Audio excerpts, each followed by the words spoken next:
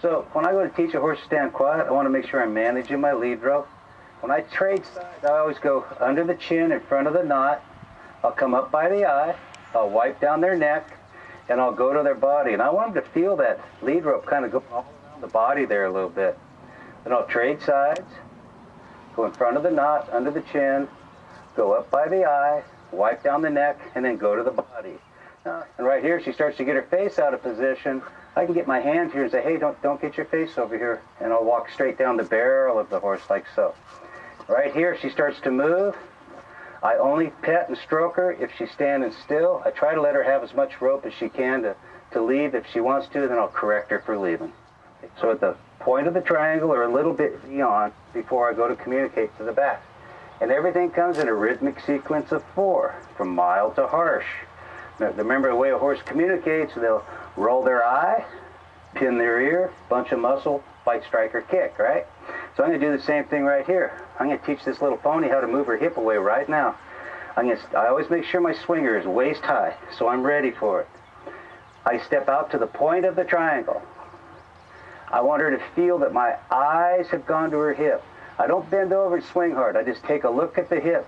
I show her this rope. I'll twirl this rope, then there we go. Just give her a little rat-a-tat-tat right there on the hip. So now she knows that sequence. Anytime a horse wants to run past me, they're going to get a little spank on the hip. Okay?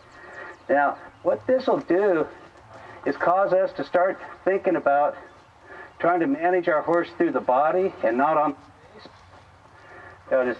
I'll just pet her here when she stands still. Wait for her. I'll stay calm and quiet. And when she gives me a little standstill here, if she does, I'll just stay with her. I'm committed to this. There. I'll just pet her, walk away from her. I'll go to the point of the triangle, put myself in position, posture, position, and timing. When my eyes go to her hip, when I show her right there, even if that was accidental, I just threw myself to neutral, came back in here, and I'll pet her now. Sure I'm in position, come out to the point of the triangle or a little bit beyond. When my eyes go towards the hip, if it moves, I just throw myself to neutral. If my eyes go towards the hip and she moves, I throw myself to neutral, come back in here.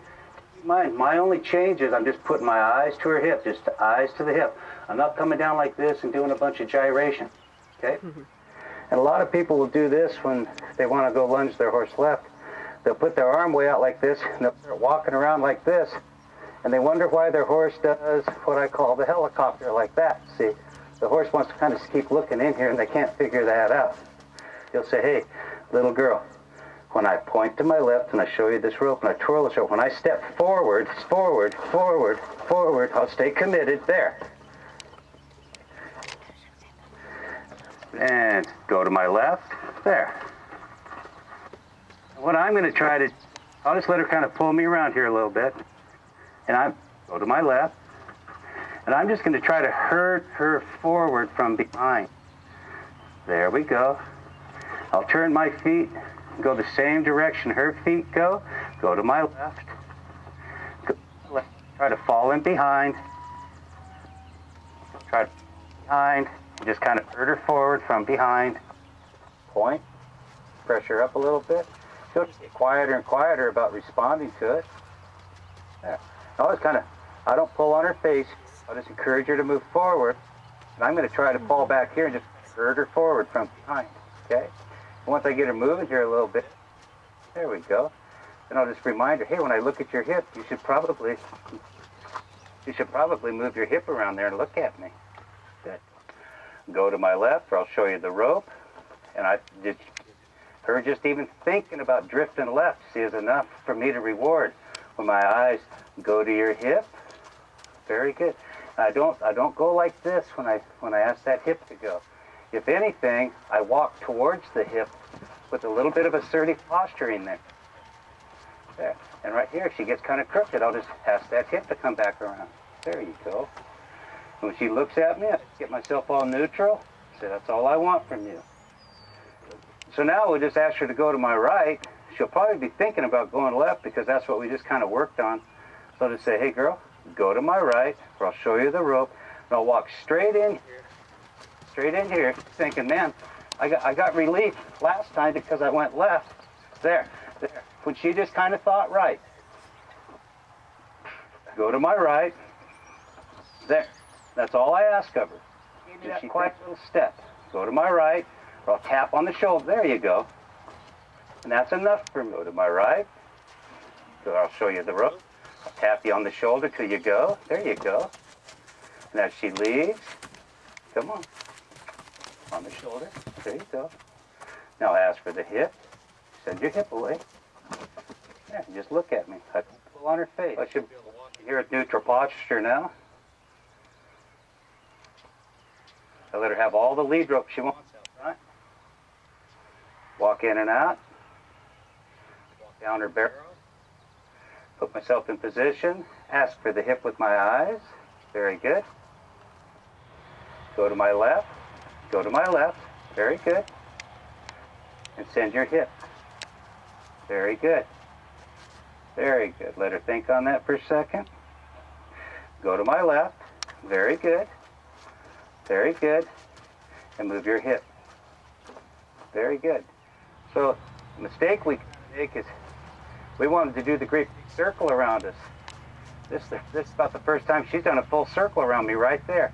Now I don't care if she stops. I'll just re-engage her here and remind her what I'm asking for is forward motion around me. Good. But now just go ahead and send your hip away. So I don't care in the beginning if she just gives me a couple steps, moves her hip, give me a couple steps, move your hip. Go to my right. Very good. See that to me? I watch their feet. She's thinking go to my right. I'll quit right there. Go to there. Right here, she's thinking about doing part of a circle here. I'll just re-engage her. Come back out this way. Pressure to the outside. There you go. Come on around. Very good. Let's go ahead and ask for the hip right there with my eyes. And if she fails, I can escalate the cue if she fails. Get behind that angular line, just herd her forward. Then just go ahead and ask for the hip with your eyes right there. And I never had to even kind of escalate myself. She caught on to my posture and my position.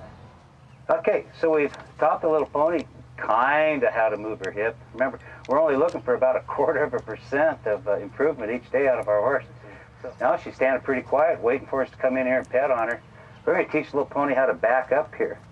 And remember, everything I ever want to teach my horse, I want her to see the tiniest cue I can give her.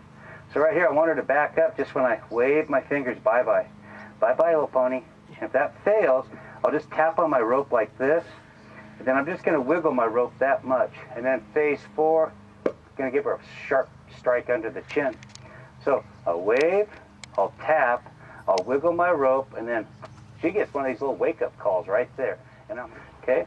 Hey, when I wiggle my fingers and tap on my rope and I wiggle my rope, if you fail to back up, I'm going to give you a little pop under the chin. If you get crooked, I'm going to go after your hip again, so you might as well keep yourself straight. So I'll wiggle my... Right there, if that was accidental, I rewarded it. Let her think for a second.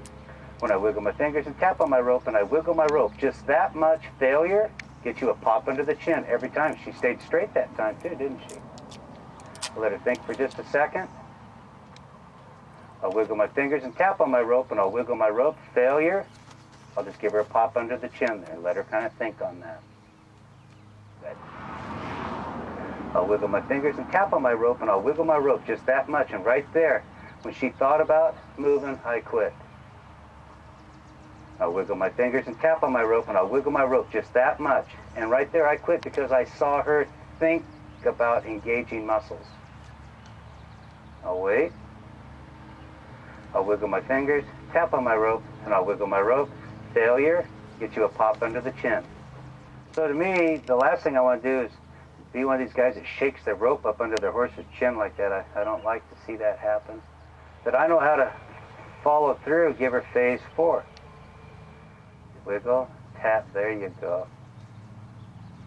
And wiggle, good. Wait for me. Wait for me. So now I'll just kind of remind her when I wiggle my fingers, that's right. I just kind of let her think. When I wiggle my fingers, that's right. And I'm just real proud of her. We really don't have to do anything more with her today, but we'll just go back and just do a quick little review with her. Say, hey, when I come in and keep you quiet, will you stand still and let me rub you? moving around. Good. Will you move your hip with my eye? Thank you. Will you move this hip with my eyes? Thank you. Good. Will you go to my left when I ask you to? Just keep going. All right. Thank you. Can you move this hip when I ask you to? Can you go to my right when I ask you to? Thank you. See, even that little drift to me is the beginning of what I'm looking for in my horse. Right there. Just drift off. Can you move this hip when I ask you to? Can you back yourself up when I ask you to? And I just tell her how smart she is, and we'll just put her away for the day. Let her soak on it.